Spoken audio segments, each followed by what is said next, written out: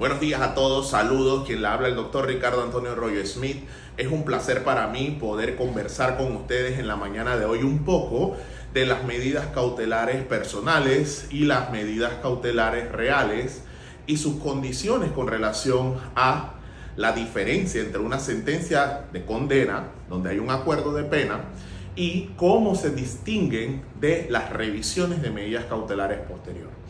Claramente esto viene a colación toda vez de que hay una colega que ha hecho un muy buen trabajo, a mi juicio, ha tenido no solo una buena praxicidad con relación a aprovechar el momento donde en las audiencias múltiples toma una decisión difícil, siendo así, se trata de un caso mediático en donde involucra una serie de consideraciones que tuvieron que tomarse en cuenta antes de tomar la decisión de la recomendación de un acuerdo de pena. Vamos a empezar por lo básico, lo preliminar. ¿Qué es una medida cautelar? Una medida cautelar establecida en el Código Procesal Penal, en el artículo 227, es una herramienta por la cual el juzgador puede utilizar los mecanismos de control para, luego de que sea propuesta por el Ministerio Público y sustentada luego de la formulación de imputación, esta entonces pueda cumplir los fines del proceso, se adecue a la proporcionalidad, determine esa humanidad procesal hablando y también de alguna forma determine la subsidiariedad y la condición de la vinculación al caso. Téngase en cuenta, colegas, que se trata de una detención o una limitación a las garantías fundamentales o por lo menos a las consideraciones de libertad ambulatoria de un individuo que está siendo investigado.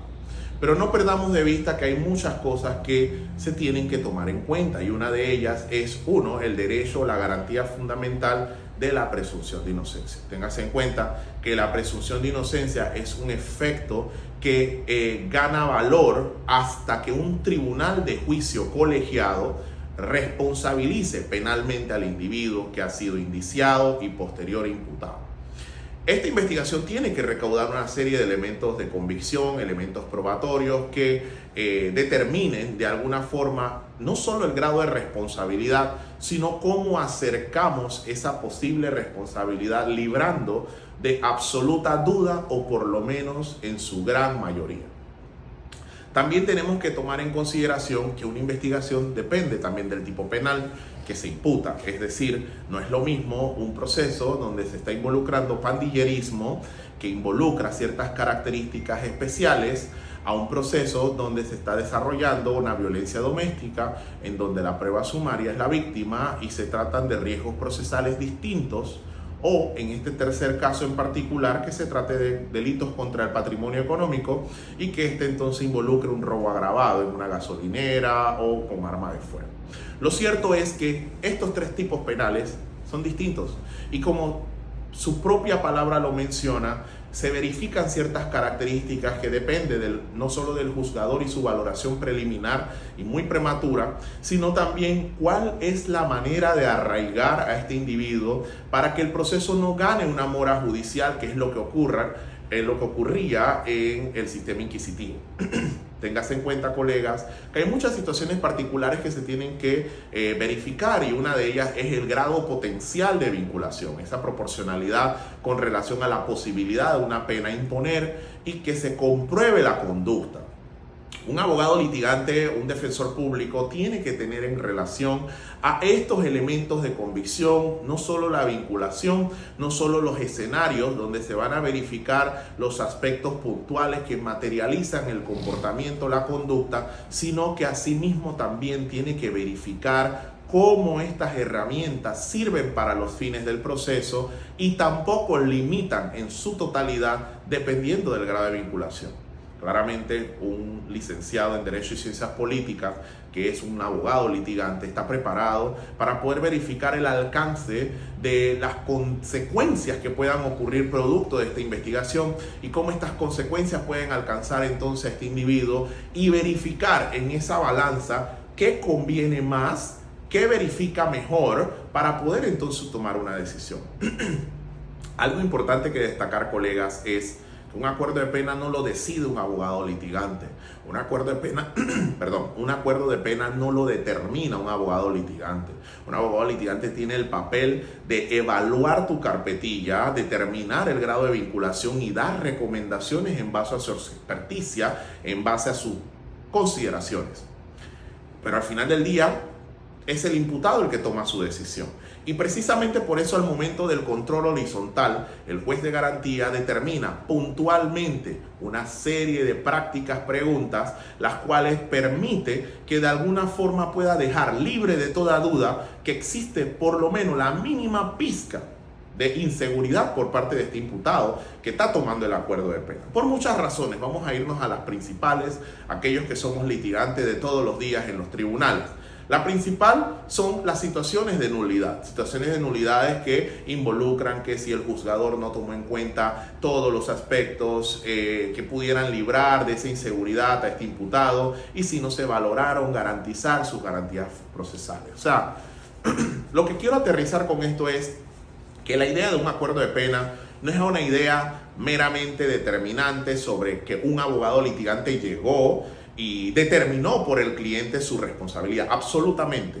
Un abogado litigante tiene la responsabilidad de luego de hacer una evaluación proporcional al vínculo, a la acreditación, a la posible responsabilidad a imponer a través de una pena grave y que cómo pueda someter, verificar que le conviene al cliente, que le conviene al imputado tomar una decisión inmediata, porque si nos vamos a acarrear en una investigación, acarrea responsabilidad de tiempo, acarrea responsabilidad de praxis procesal, práctica procesal, y que uno entonces involucre a alcanzar aún más, muchos más elementos que acrediten o refuercen la teoría del caso del Ministerio Público.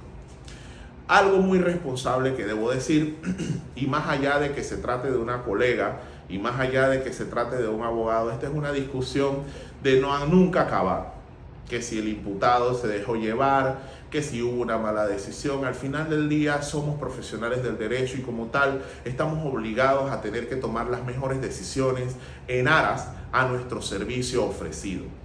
Claramente, en muchas ocasiones el imputado, luego de haber acarreado esa responsabilidad del acuerdo de pena y luego de no estar muy válido o muy aceptado con relación a sentar la cabeza fría y decir, bueno, ya me condenaron, pero fue una responsabilidad que es propia y que en ese momento decisivo se determina para disminuir el grado de posibilidad de responsabilidad penal. ¿En qué sentido?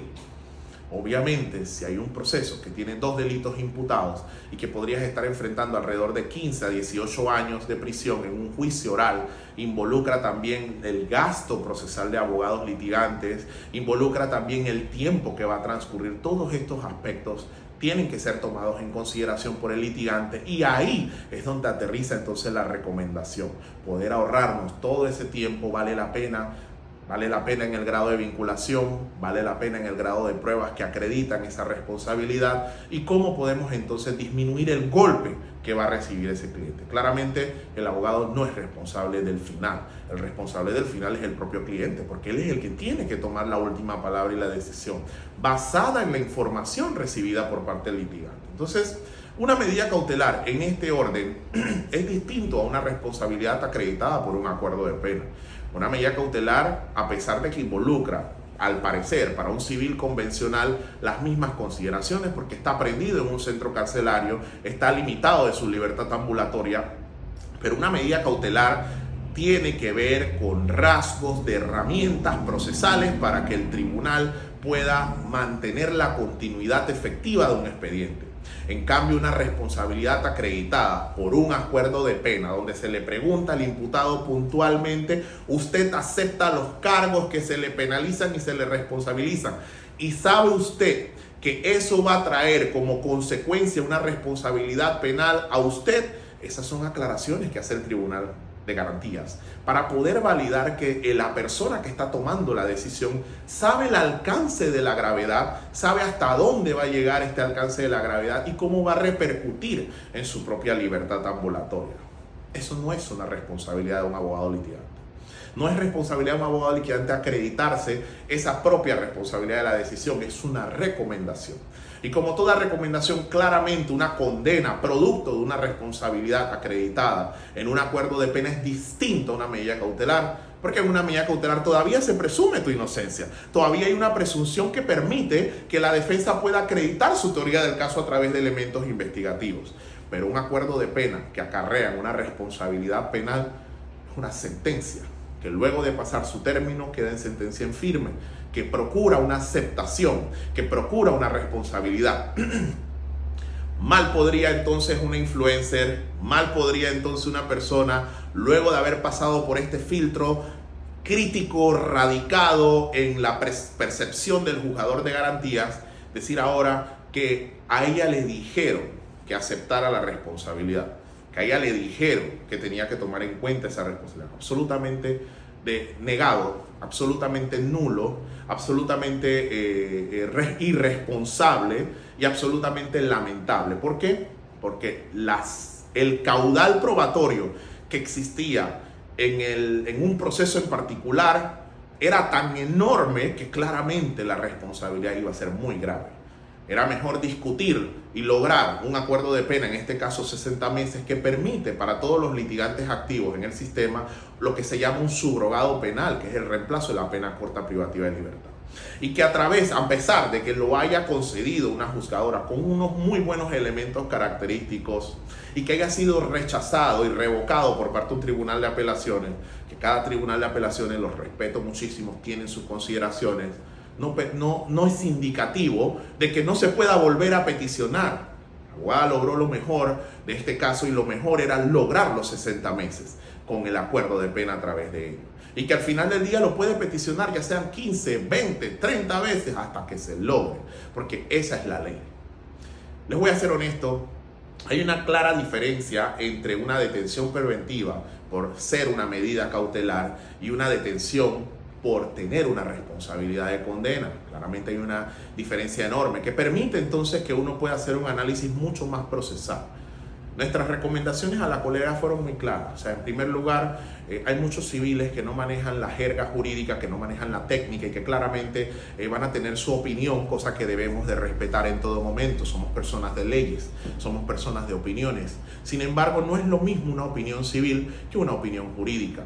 Claramente, al final del día, una responsabilidad por relación a una condena, por relación a un acuerdo de pena, es una aceptación propia que toma el imputado al momento de tomar esa decisión. Una medida cautelar tiene el beneficio de que uno tiene todavía la presunción de inocencia y puede tener otras herramientas que permitan incluso la revisión de medidas cautelares. Este es el último tema en este particular. La revisión de medidas cautelares, colegas, es otra situación muy distinta. Esta revisión de medidas cautelares se discute cuando ya se ha tomado una decisión sobre grados de vinculación y posterior a esas decisiones entonces se han acreditado nuevos elementos que permiten de alguna forma mejorar la desvinculación que existe y que permite en base al Código Procesal Penal entonces hacer lo que se llama la revisión judicial, que es lo que acredita con relación a qué tanta vinculación o desvinculación tiene este imputado. Es decir, que una revisión de medidas cautelares pasa a valorar nuevos elementos de convicción que añadidos a los que ya fueron valorados permiten desvincular a este individuo y que asimismo la regla general a mayor vinculación, mayor cautelaridad y asimismo a menor vinculación, menor cautelaridad. Estos son conceptos que se conversan todos los días en los tribunales de apelaciones y que son contenidos en la norma y que son contenidos en la costumbre jurídica para aquellos litigantes activos en el sistema. Es importante destacar que confundir una revisión de medidas cautelares con un acuerdo de pena importante, inmediato, sobre el alto caudal de vinculación y unos 60 meses en el acuerdo de pena que son el sueño de toda persona. Yo tengo mucho tiempo litigando y nosotros tenemos clientes que han tenido situaciones millonarias y que ahora darían lo que fuera por un acuerdo de 60 meses. Claramente escuchar, leer comentarios civiles donde dicen: pero se entregaron todos los bienes, no entendí ese acuerdo. Son situaciones que a mi juicio y muy personalmente, deja demostrado que si son abogados no tienen el grado de experiencia en litigio. 2, Si son abogados y expresan de esta manera, no solo no tienen el grado de experiencia en litigio, sino que no saben el beneficio que es 60 meses y 3. Si es un civil que se expresa de esta forma, claramente no conoce de derecho.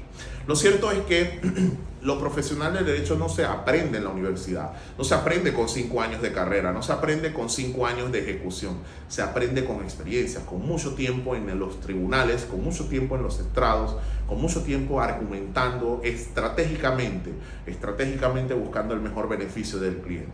Al final del día, nuestras recomendaciones a la colega y al mundo profesional: sigan preparándose, sigan haciendo el derecho, sigan academizándose y sobre todo recuerden, el derecho se aprende todos los días. Yo puedo llamarme todo lo profesional que yo quiera, pero yo aprendo todos los días de mis estudiantes, de mis colegas, de mis clientes. Incluso el día de ayer que estábamos desarrollando una preparación para una apelación de medidas cautelares que, por cierto, la logramos revocar y logramos ganar el día de hoy, y asimismo también mencionarles, aprovechar el momento de que en Panamá ya tenemos nuestro primer aniversario de nuestro primer año. Hoy ha cumplido Royo Abogados Panamá 1 año estando ya oficialmente activos en Panamá, y bueno, es de celebrar. Se despide de ustedes Ricardo Royo. Esto es Royo Abogados.